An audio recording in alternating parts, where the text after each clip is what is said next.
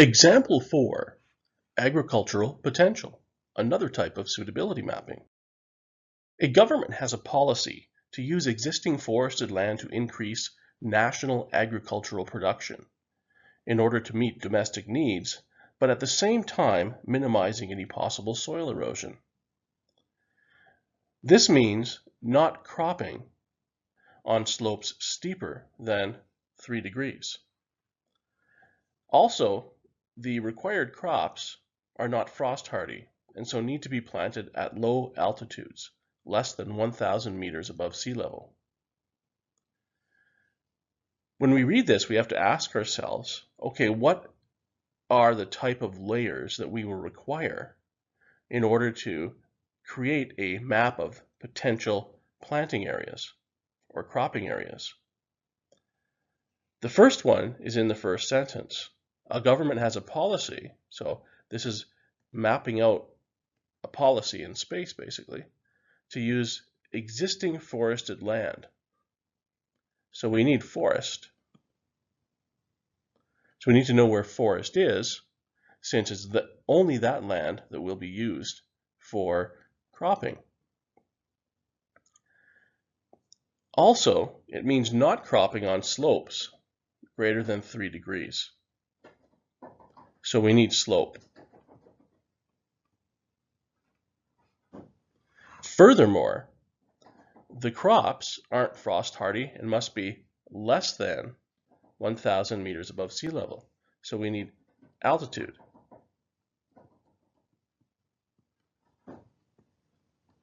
Altitude in a raster is a DEM, digital elevation model. And we know already we can get slope from the DEM. So one input will be DEM and one input will be forest. And from that, then we can start to think about what we need to do next. And we can approach that either within our own heads, or we can create a cartographic model of that. The other issue here is that we require two different layers. DEM is one layer, and a second layer is something that shows forest. And we have to ask ourselves then, before we can proceed with any type of analysis, do they have the same spatial reference system or coordinate system and the same resolution? If they're both the same, then we can go ahead and start undertaking our analyses. If not, these have to be dealt with in some way. For example, putting them both into the same reference system, which will require a resampling step. Or if they have different resolution, putting them both into the same resolution. And that requires resampling.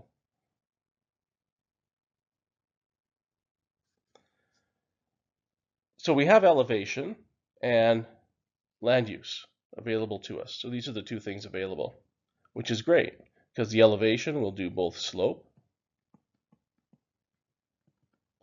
and less than 1,000 meters,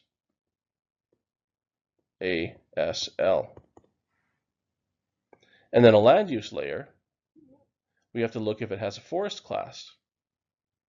If it does, then we can extract that to create forest. So we have the data needs, which is elevation and land use, and then we have to determine any potential derived data from the inputs. And again, derived data is data that comes as an output layer from a process, for example. Elevation will need to be converted to slope to create our third variable here. So slope is going to be a derived output, which will be input into the analysis, because we can't have crops on slopes greater than 3 degrees. So we're interested in slopes that are less than or equal to 3 degrees. Of the two layers required, we'll see that they both have the same coordinate system, which is great. It's the state plane coordinate system because it's the same area as the elevation layer we've been using.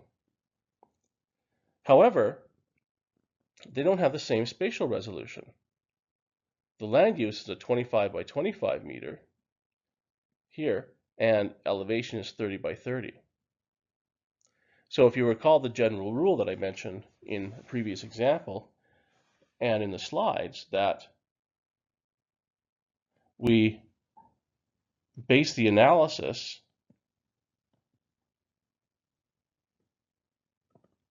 on the coarsest layer.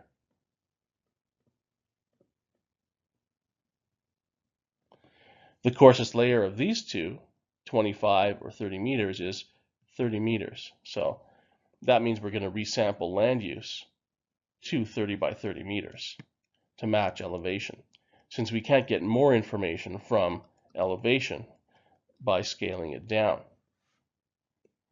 Now, there are techniques, very cutting-edge techniques, utilizing deep learning and computer vision that allow us to increase the amount of information that might be available at smaller resolutions than the resolutions that have been measured. However, those aren't available quite yet for things that we're doing here. So once we know these things, we know we have to do this. That's a pre-processing step. Once we've done that, we'll set our environments to match elevation, so our critical environment settings. So if we go back to the conceptual workflow that we put together, one, we will set environments all to elevation. The data step will be the resampling of land use from 25 to 30 meter resolution. And then we'll conceptualize our process both as a cartographic model and as a set of Python statements for comparison. And we'll set everything in for Model Builder. We'll do that one first again, as we have been traditionally doing. We'll set everything in the environments to the elevation layer. And again, in Python, if this is our first Python session of the day, because we've just opened up ArcGIS Pro, we need to do our imports for working with rasters. We'll also reset environments if we have not already set the environments in the global or application environment, but we need to reset them for Python just in case. Although if it's the first session, that's not necessary. But if you still have ArcGIS open from the previous example we did on population and 5K, or 5G, I should say, communications, then you need to reset environments so that the Python window will take on the global environments. Alternatively, we can explicitly set all of the critical environment settings in Python from one of our layers, which is the elevation layer.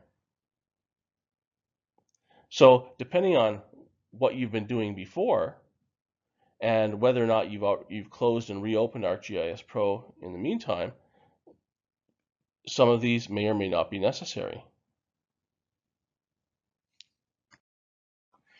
So let's look at the pre-processing step as a cartographic model. Land use has to be resampled, and what would we use for resampling? What method? We'll use a majority method, because the majority method will look at each cell that is now 30 by 30 meters and assign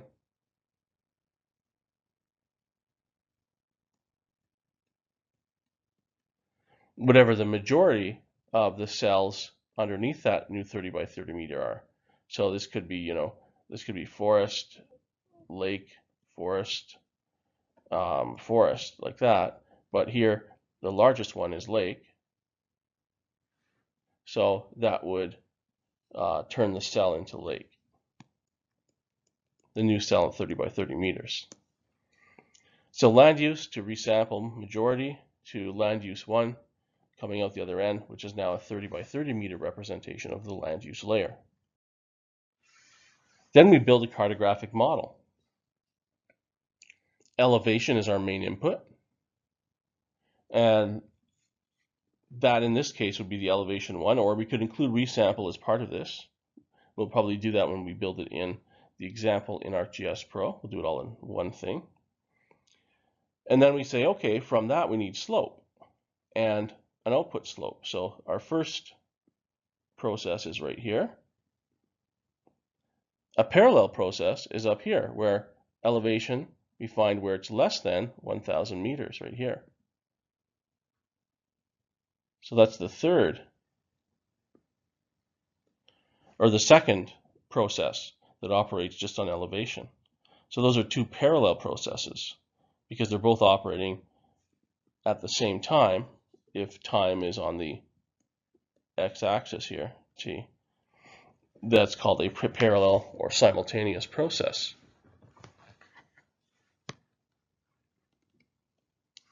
Then, for slope, we're only interested where it's less than 3 degrees. So our second tuple down here, or process, is right there. And that creates then a regions which satisfy the slope condition. Right above that, the output of the less than 1,000 meters is also low elevations. Those are elevations not prone to frost in this region. And then finally, up here, our second input is land use, and we're interested in forest only. And forest has a cell value of 6.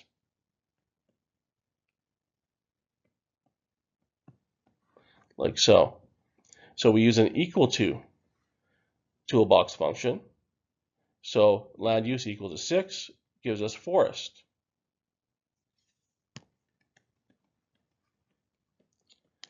So forest, A, low elevation B, and low slope C are our 3 required inputs. B, like maybe that's a better B there. Now, because we would combine them using Boolean logic, so we're going to use conditional operators, Boolean and, we can only put 2 input layers into a single AND operation in a cartographic model. So any of the 2 layers, we'll start with a Boolean and we'll just choose these ones in this branch down here. Low elevation, low slope are combined with a Boolean and, so that wherever there's a 1 in low slope and a 1 in low elevation, they will be producing an output as a 1 for an output cell. All other combinations, a 0, 1, 1, 0, or 0, 0, it put out 0. So this represents the intersection of the condition of low slope and low elevation.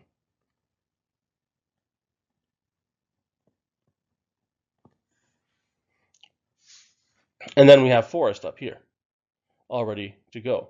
And forest represents, again, 0s and 1s, since we use an equal to operator. Wherever there is forest, we have 1. Where there's not forest is 0.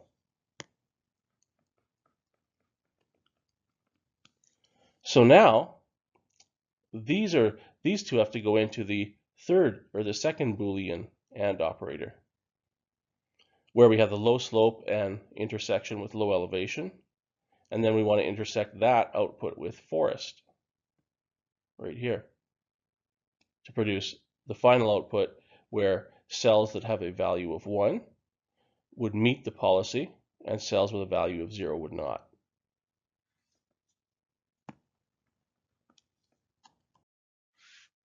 And we will see a result that looks something like this, where the red here represents possible regions or areas in which we could start cropping.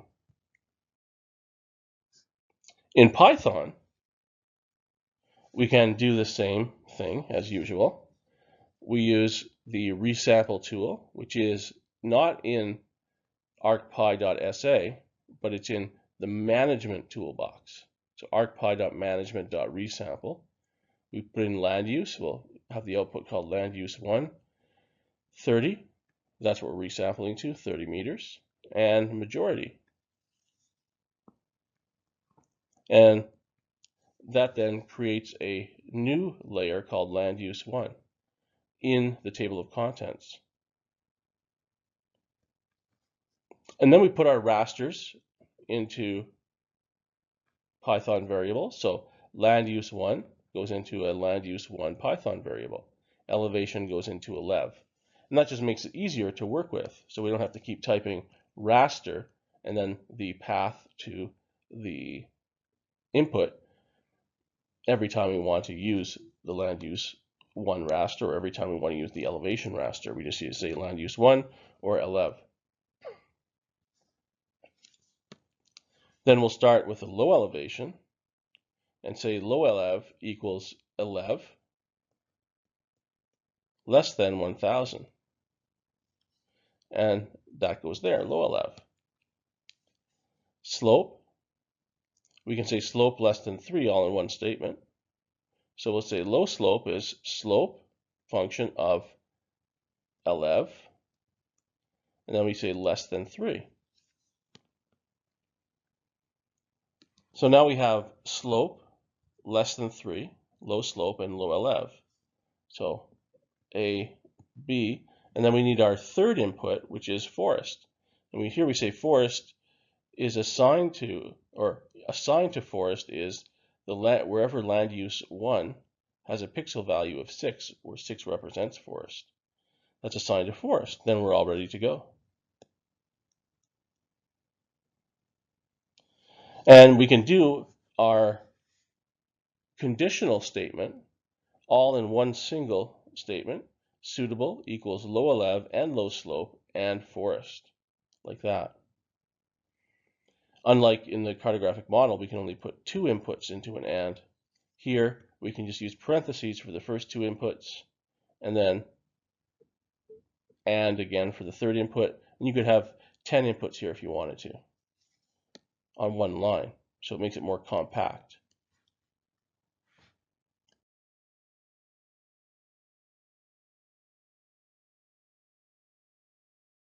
Here in ArcGIS Pro, I'm going to start by going to Catalog, and then I'll go to my Data folder for the module 3.4, and I'm going to bring in my elevation layer.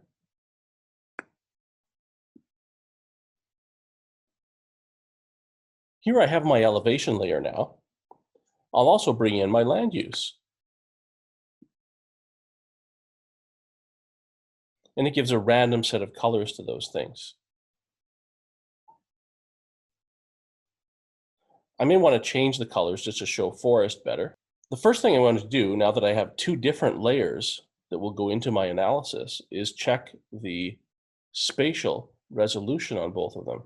So I'll double click on land use, or right click on land use and say properties, either way. Then I'll go to my source item, and then raster information.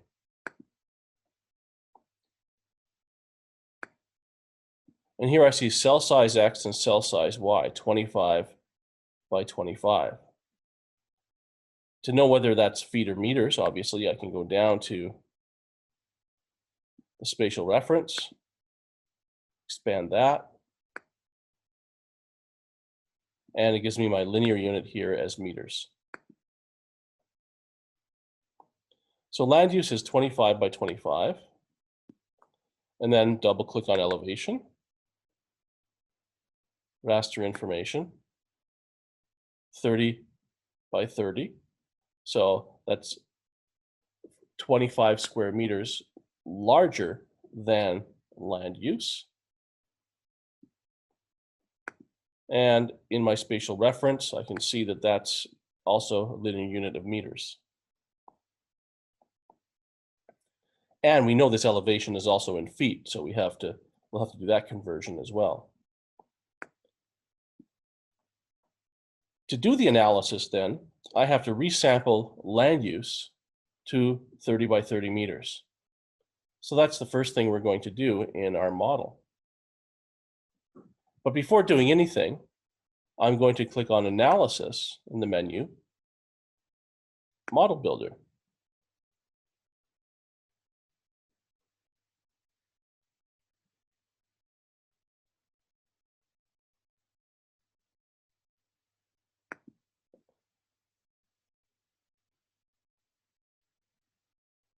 I'm going to click on Analysis tab and then Environments.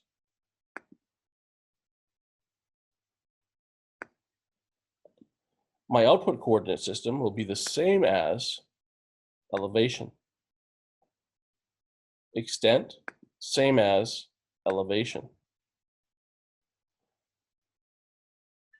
Cell size, same as elevation. And these are all still set to my populations. So it's a good thing I reset them to elevation, mask, and snap raster. Elevation. I click OK. So those all critical environments are set now. Now that that is done, I'm going to go to Catalog, and in the toolbox we've been using, I'm going to right click and say New Model. And that will open up the Model Builder pane, or a model pane, right beside our map. We'll bring in both land use and elevation. I'll just zoom in a bit on that, just to start with. And I'll move them over here. So elevation will have to be converted from feet to meters, and land use has to be resampled to 30 meters. So let's start with the one we already know, elevation conversion. So I click on my Geoprocessing tab, or the Analysis tab in the menu, Tools, if you can't find it. And in the Geoprocessing tab, I will click on Toolboxes. Go down to Spatial Analyst Tools, Math, and then Times.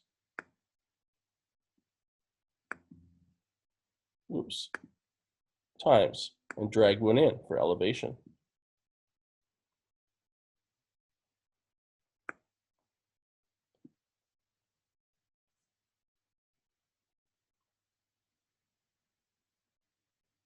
Then I'll just bring it up beside elevation a bit more.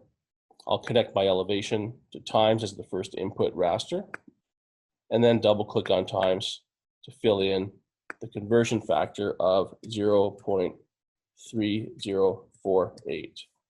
Click OK. And then rename the second input constant, which was 0.3048, to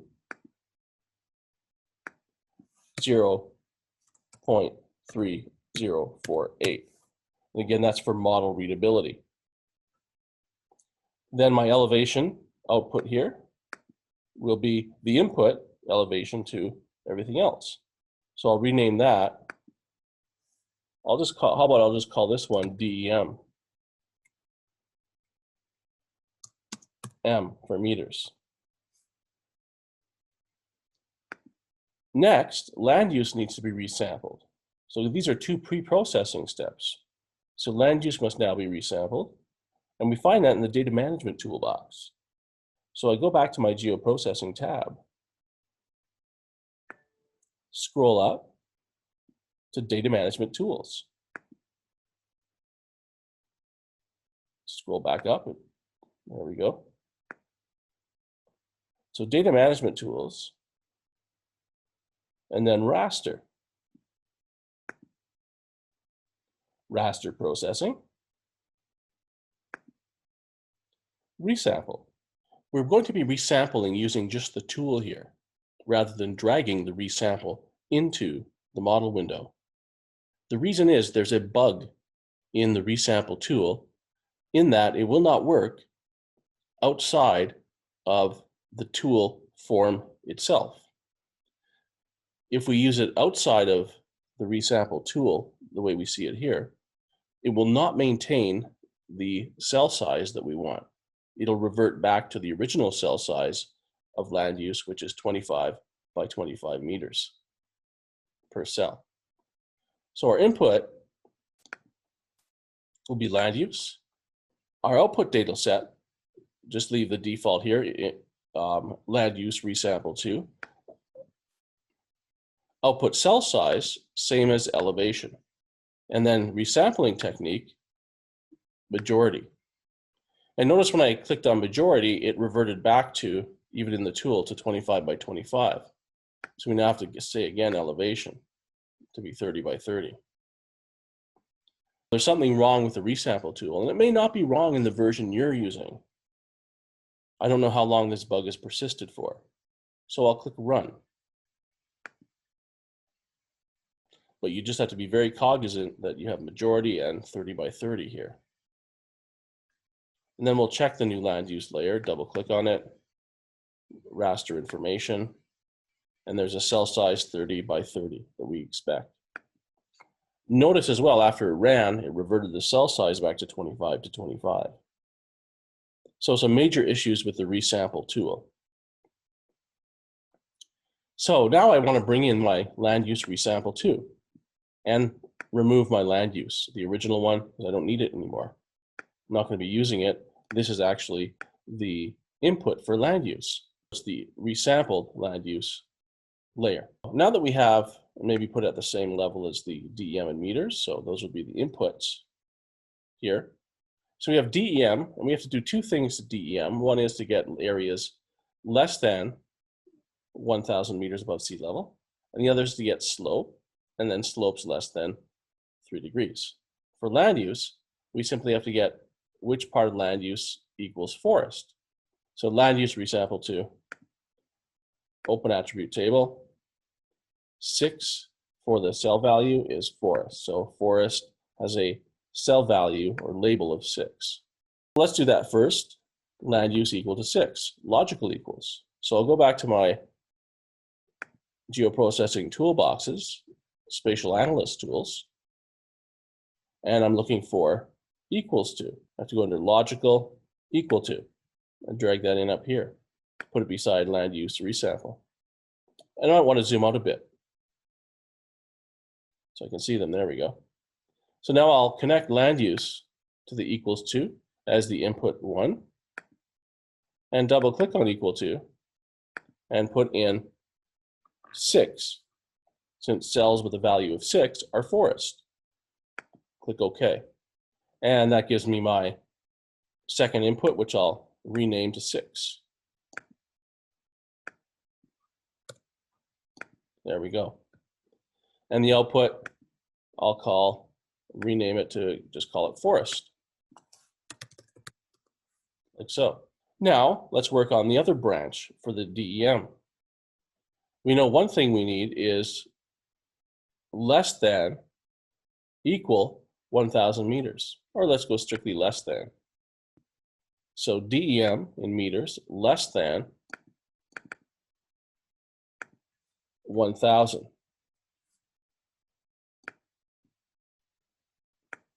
And I'll rename the 1,000 input here. So I'll right click and rename to 1,000. And I might just do an auto layout. So on the model builder tab, auto layout. Then I'll just zoom into that. So we have our forest that's ready to go. We have our DEM less than 1,000 meters. So I'm going to rename that output. I'll just call it low elev. There we go. Also the DEM, we need a slope. So we need to get slope from that DEM. So I go down to surface in the Spatial Analyst tools. And it always keeps popping back up. It's very annoying, but it does that. And I find slope, drag it in. And I'll put it just above the less than and attach my DEM to it as the input raster.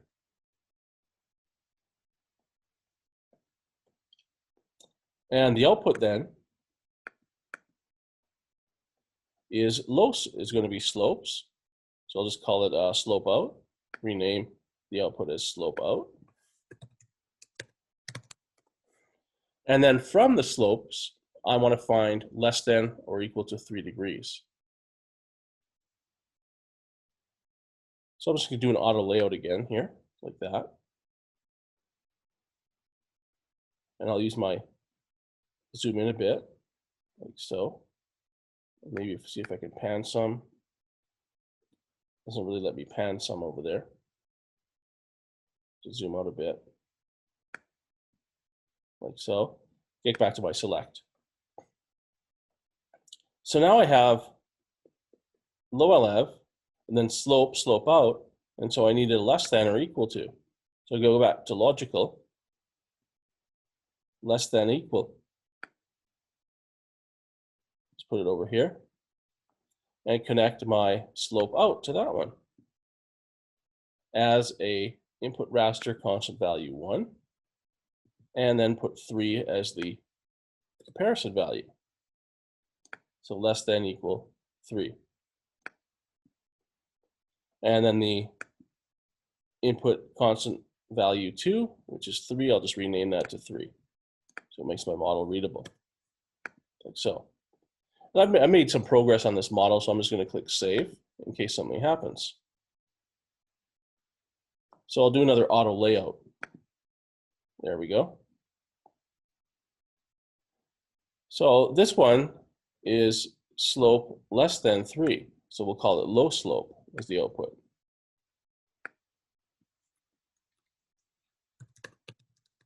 Low slope. Next, we now have forest, low slope, and low LF. Each of these is a Boolean layer. So we can now use our conditional AND operator to start putting them together. I'll put the first two together. Oh, wrong one, that's a not. I want the Boolean AND. There we go. The first ones we'll put together are low slope and low LF. So I'll drag low slope over to the Boolean AND as the input 1, and low LF as the input 2, like so. And I'll call the output, rename that low LF slope. Then I bring in another Boolean and I connect that output to the Boolean and forest to the second Boolean AND. Gonna have the two inputs like that. Then I'll do another auto layout. There we go. The final output raster is the spatial expression of where croppable areas are. So I'll just rename the final output as Cropable. So now we have something that is in a ready to run state. So I'll first validate it. It's good. Save it. And now I will run it.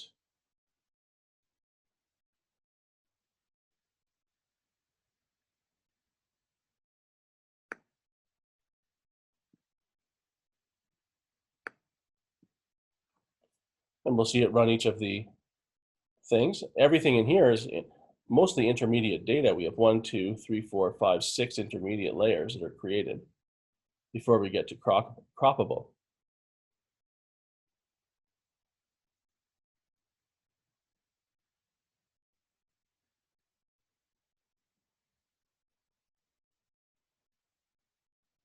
There are the drop shadows. that tell us that this model is in an already run state. So I'll right click on Cropable and say Add to Display. Save, and go back to my map and have a look at it. There it is there.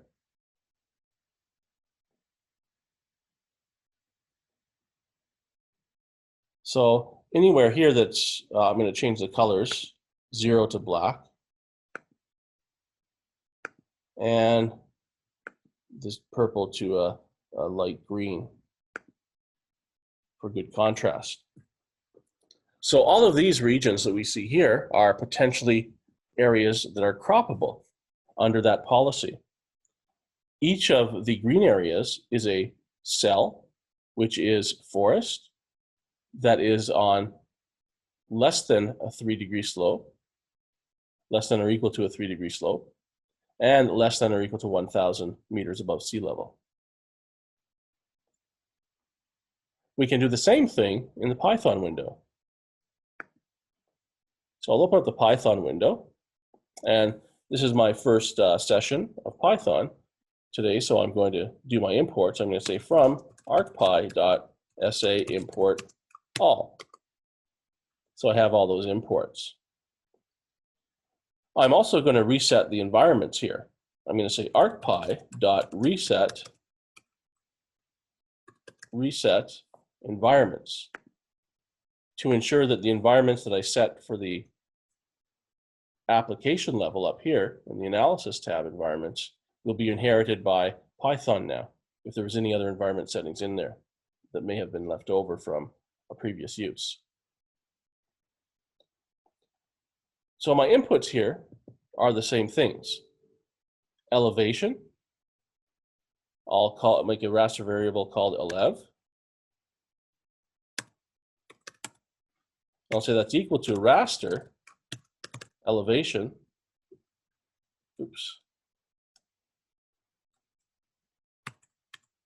raster elevation, and I'll also do the conversion to meters here. So I'll just say times 0.3048, like so. So I now have my elevation in meters all ready to go. And I'll have to use the land use resample too here. So LUse. Or I'll just say here instead, I'll get my LUse one. Since I have land use resample, I'll get forest straight out as equal to raster LUse resample 2 equals 6.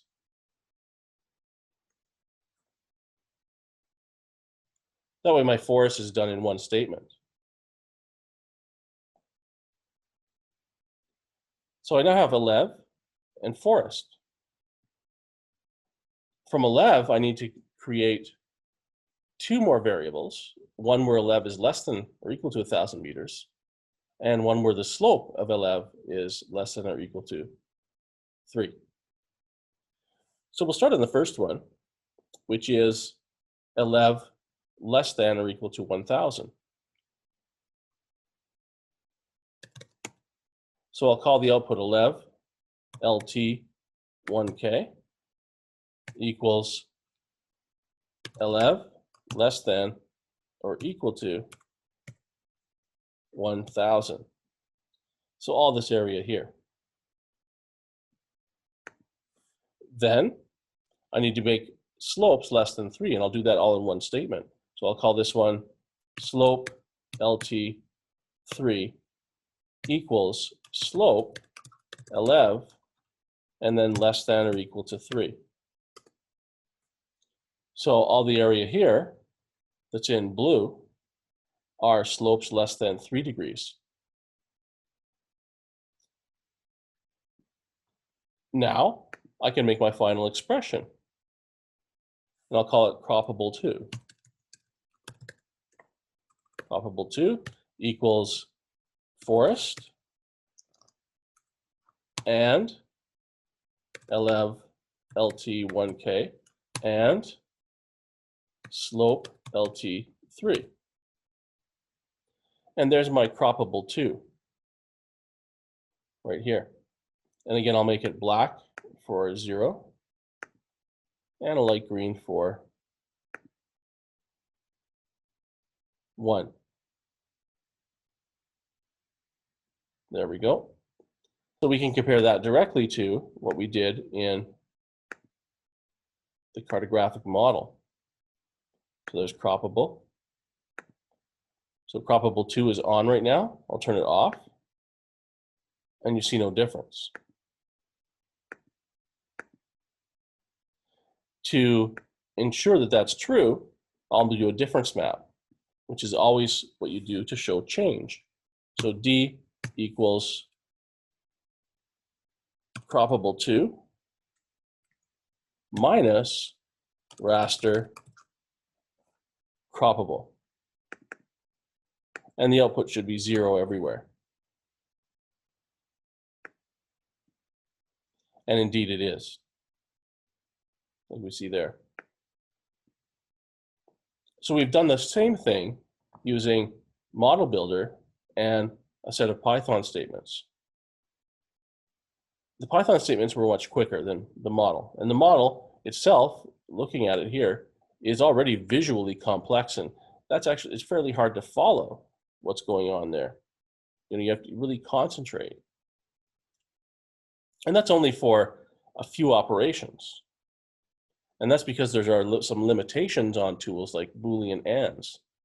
Ands can only take 2 things in at the same time in the toolbox functions, whereas in Python, we can have a whole statement of ands.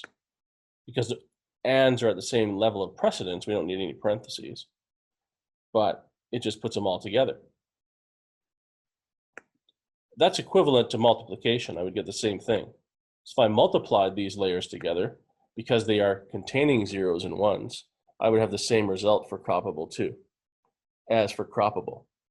So and multiplication for Boolean layers will produce the same thing.